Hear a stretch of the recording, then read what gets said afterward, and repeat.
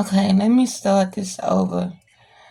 As y'all can see, my teeth are fucked up, but that's what will be seeing today because my teeth are right here. But and that's gonna be a story I'm gonna put on YouTube too about how I lost my teeth, but I was in a car wreck and I went through the windshield. But that's a story for another day. But this story I'm telling today, I was told to tell it because I guess she doesn't feel like my story reaches enough people. It's not for anybody to feel sorry for me, no, none of that.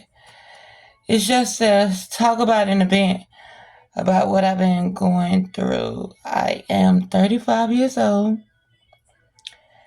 and I just recently had a heart attack. I went into cardiac arrest.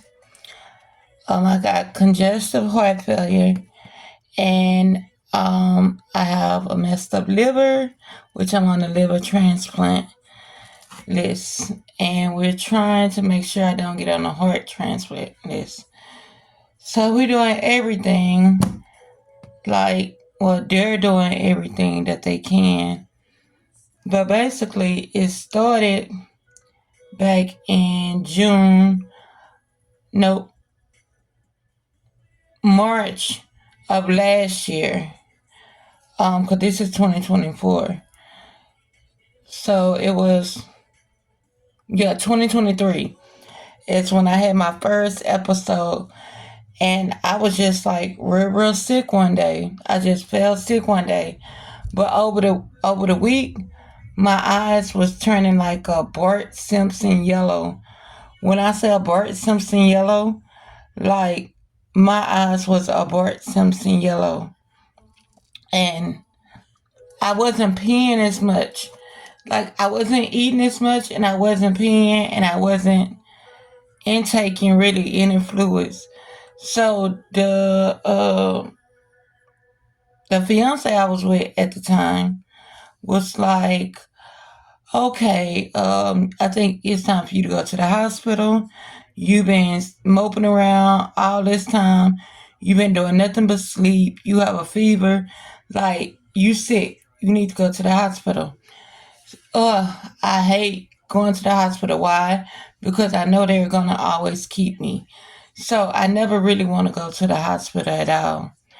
I might go to a doctor appointment, but I never want to go to the hospital because they're going to keep me. So I might say, well, I have a bag ready. Okay, so I go or whatever.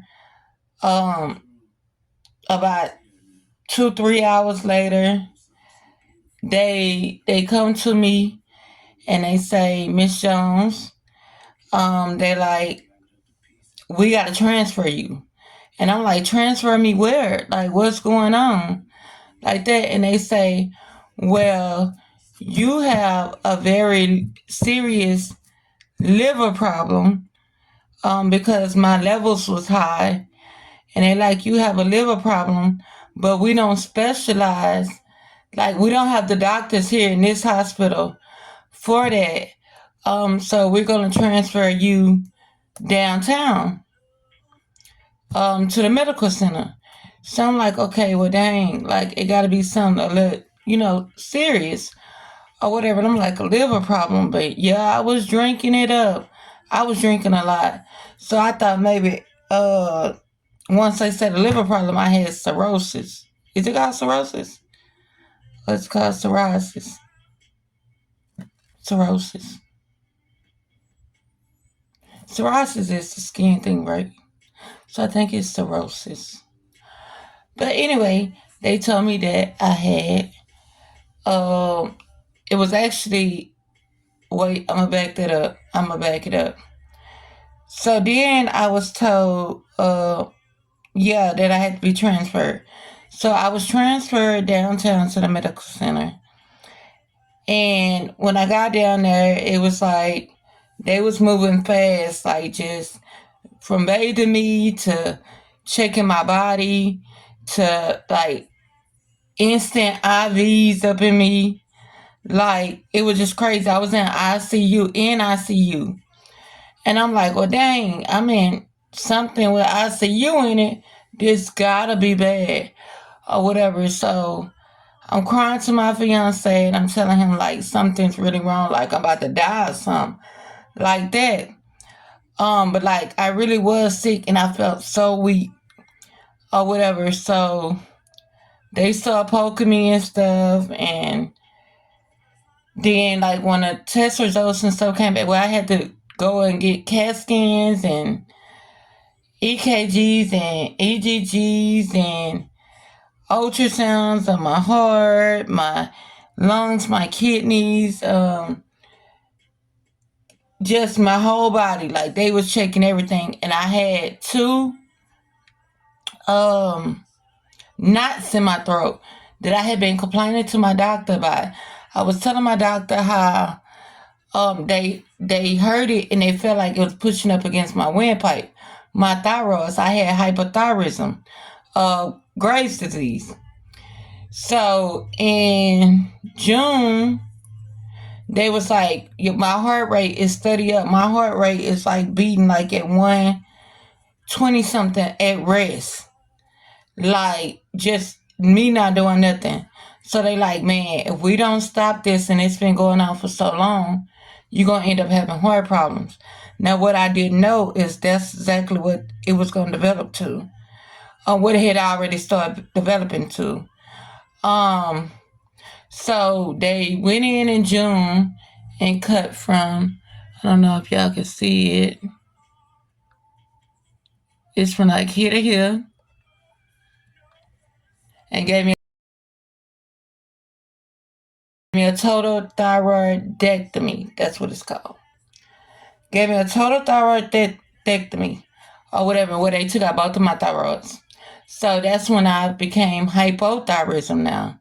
So I'm not hypo no more. Now I have a different disease. I have Hashimoto disease, where it's hypothyroidism. Like, I have to take medicine every day, synthetic thyroids, for the rest of my life. If I don't take them, I can die. I'm gonna show y'all all the medicine I actually have to take with the heart failure and the liver problem. Um, and with my lung problem that I'm having because fluid keep on building up on my heart and my lungs. I just got out the hospital on the 27th of last month, which was March, for fluid on my heart. But I had went into cardiac arrest. Okay, let me get to telling you because I'm fast forwarding it. Okay, so back to the liver problem. So yeah, now they tell me that my liver is bad. I might have psoriasis or cirrhosis. I think it's psoriasis to my liver. So I'm like, oh Lord, my mom just died in 2022 from cirrhosis to the liver. So I'm like, oh my God, I hope, it's not that. But like I said, I drank a lot, like raw stuff. Like, I partied a lot back in the days and like leading up to this. So after that or whatever, I stayed in ICU for like, oh, about 2.5 months because they had to put me into a medical induced coma because they said my organs were shutting down. So they had to put me into a medical induced coma. So like 2.5 months later or whatever, I'm up. Um, it's just so much. Um, they tell me about what had been going on and everything. Physical therapy started coming around, started getting me up out of my bed. I had to learn to kind of like walk and talk. Um, well, I know how to speak or whatever like that, but my throat was very sore from the ventilators being in my throat. But I didn't know how to walk. Like my legs had just been taken from me or something. They was there, I could see them, but they was just taken or something. Um,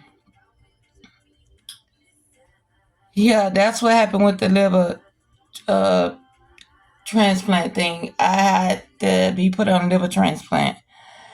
And then they told me that it's a partial of the liver that I need.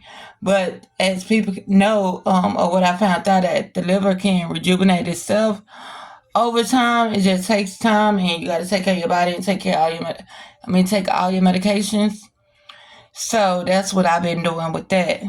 So now let's fast forward to I got out June. Nope, I took the back.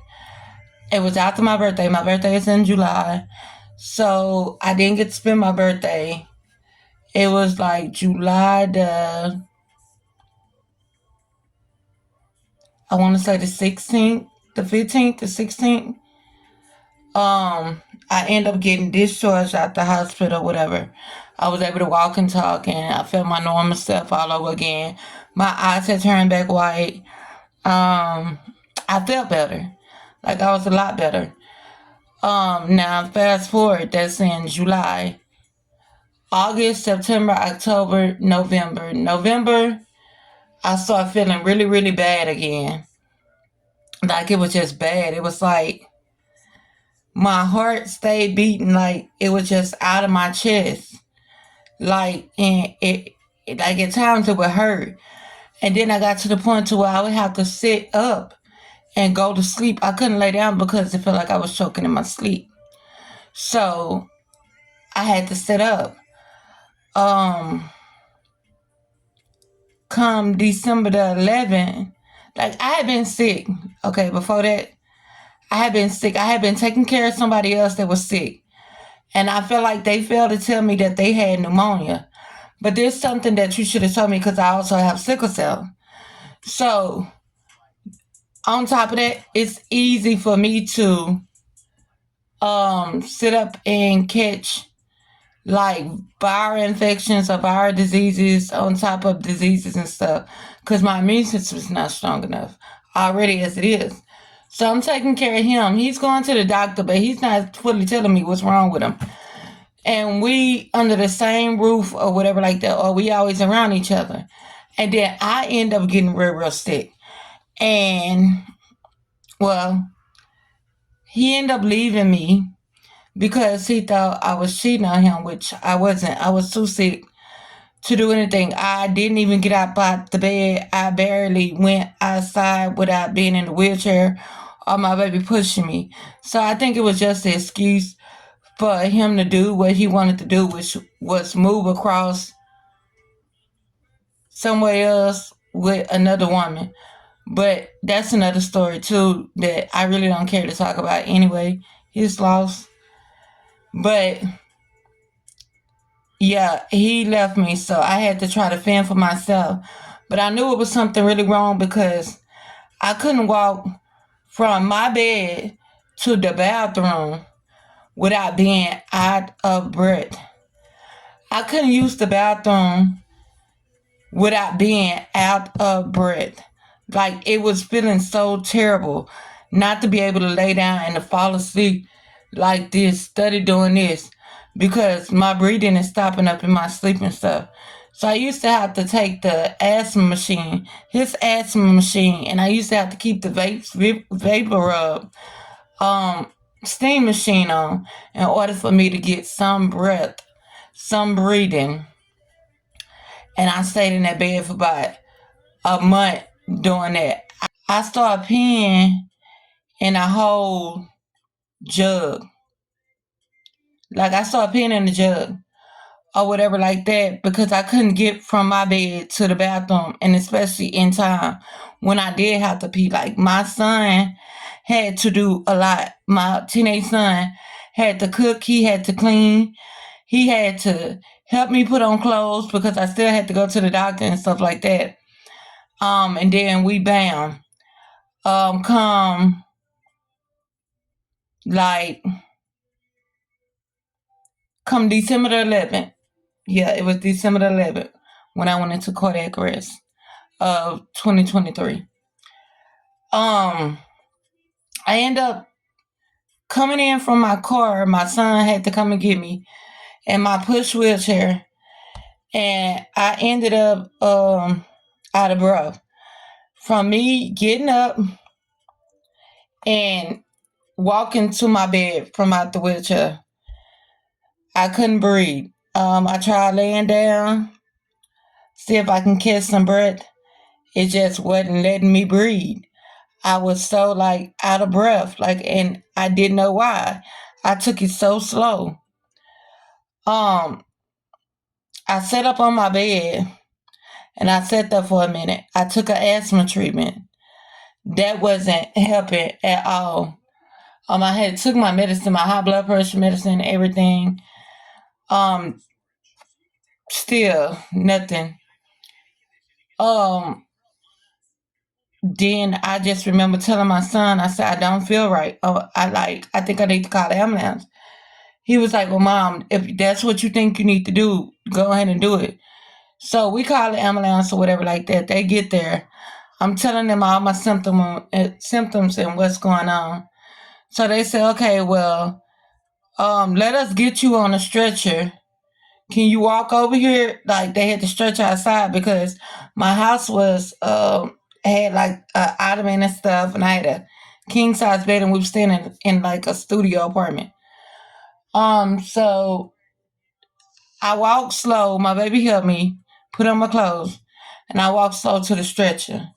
So I didn't think it was just gonna be that many days. I know it'd be like about 2 or 3 days or whatever. Besides this last time, so I didn't think like to pack anything or think that nothing like major was going on. So I'm just like I can't breathe. So they putting oxygen on me or whatever, but it seemed like the oxygen is making it worse. Like it felt like the oxygen was being forced in my body. Like I just felt like it was too much. So after that, I just I kept telling the ambulance driver, I can't breathe. I can't breathe. I kept snatching off the mask, snatching off the leads. Like I can't breathe. He was like, something is going on with your heart, and that's all I remember. Like saying I can't breathe, and then like January, in January, I forgot what date it was. I think it was like the second. I woke up. I woke up in the hospital.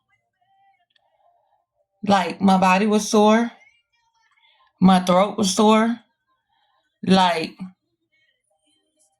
I have stitches right here and where tubes was, and I have a line coming out my neck and IVs everywhere, and like I don't know what's going on, and I'm trying to move, and my bed go off. So all these nurses and stuff come rushing up in the like, oh, you woke. I'm like, I'm woke. Like when the fuck was I out? Like, but I don't remember nothing before that.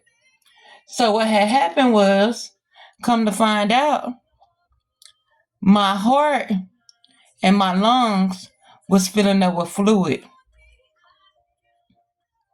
Yeah, my body was retaining fluid. That's why I couldn't pee. And when I could pee, and the little bit it was, that's why I was pissing a little bit. My body was retaining fluid and caused me to go into cardiac arrest. And they had to perform an emergency, what is it called, pericardial infusion or pericardial window, and open me up. I have a long scar from here to here, like in my chest, as we speak.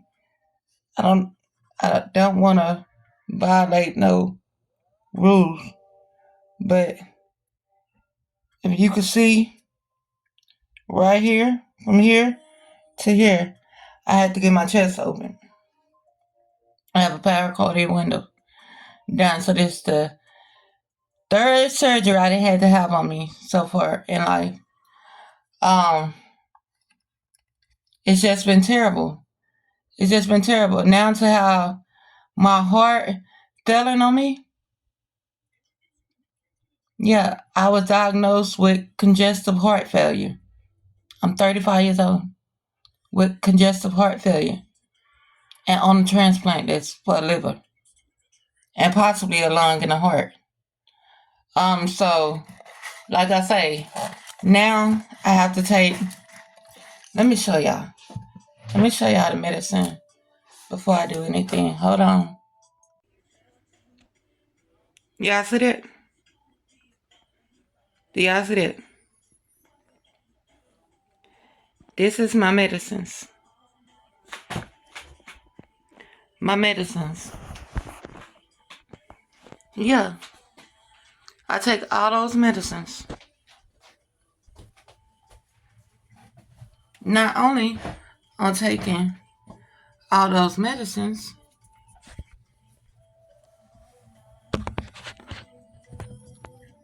not only that, see this machine? Matter of fact, let me put a tag on here, because it got a barcode on here. I don't want no weirdos. I don't know what you can do with it, but I said I don't want no weirdos doing nothing with it. So, I don't know what you can do with the barcode, but see this device? This is for roast sticks, an on-body infuser that I have to get sent to me. This is the needle back here. 80 milligrams.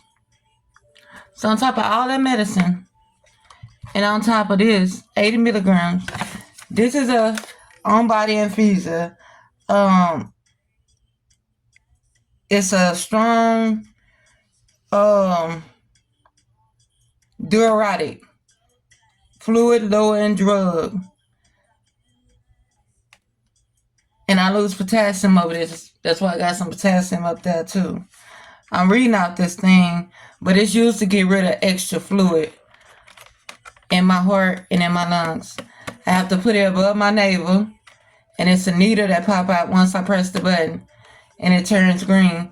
It's a needle that pops out, and for 5 hours, it's delivering constant medicine up in me, 80 milligrams of Ferrosix.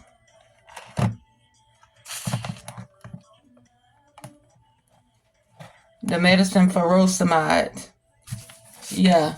And on top of all the medicines, that is actually like about 10 medicines that I take on top of vitamins, on top of this thing that I have to use for 5 hours a day, every day, to get rid of the extra fluid off of my heart and my lungs. When I go back to the doctor on April 10th, it depends on if this is helping before I have to get I think it's called an LVAP. It's a backpack where they're going to have to open me back up or put something in me, and it's going to help my heart pump and send signals, I guess, to shock it or whatever, like if it stopped pumping and stuff. But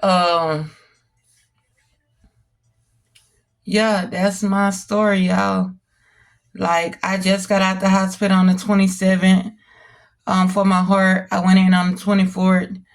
I didn't have to stay that long because I really didn't want to stay that long, and I was giving them hell. I'm not even gonna lie. It's like I said, I know every time I go to the doctor, I end up having to stay longer, and I end up in there for a long time. I know I have to do what I have to do in order to stay healthy. But oh Lord, and I know it's nobody but the Lord. The Lord is gonna see through that I get through this because of what I have already gotten through. So like I say, I didn't put this video up for nobody to feel sorry for me. It was just to tell my story, a part of my story, or the journey that I'm going through right now, because I'm on my Facebook page, I'm on my Instagram, I'm on my TikTok, I'm on well, I had a GoFundMe, but somebody kind of hacked into that. But my Instagram is at come get you some. My Cash App is Yuri Boss Davis. I'm gonna put it up there. Everything, like, if you do want to donate, I'm not saying you have to, but I do have expenses. I'm living in a room situation right now to where I have to pay to live here every month. I have applied for Social Security, but Social Security takes time, and they have to get all the medical stuff. But I believe I'm gonna get it because I have a lawyer, and that's helping, and it's moving pretty quickly, but not quick enough. So I have a friend that actually, an older gentleman that rents our rooms. So he's renting out one of his rooms to me, which I appreciate so much. Thank him. Thank God for sending someone like that. Yeah, that's just what I've been going through lately, and I wanted to share with y'all. So if y'all want to show y'all support in any kind of way, it could be a word of encouragement. It don't have to be money. It could be 50 cents. It could be 10 cents. It could be $1. It could be whatever you want to send me or contribute to me to help me with living expenses. I can't work. The doctor haven't cleared me yet. I had to quit my job in November before the cardiac arrest. It's just so much that I am going through right now. Like, y'all couldn't even imagine. Well, some people probably can, and I'm not the only one. But this is my story, y'all. And I'm out. Thank y'all for listening, and thank y'all for contributing. Thank you.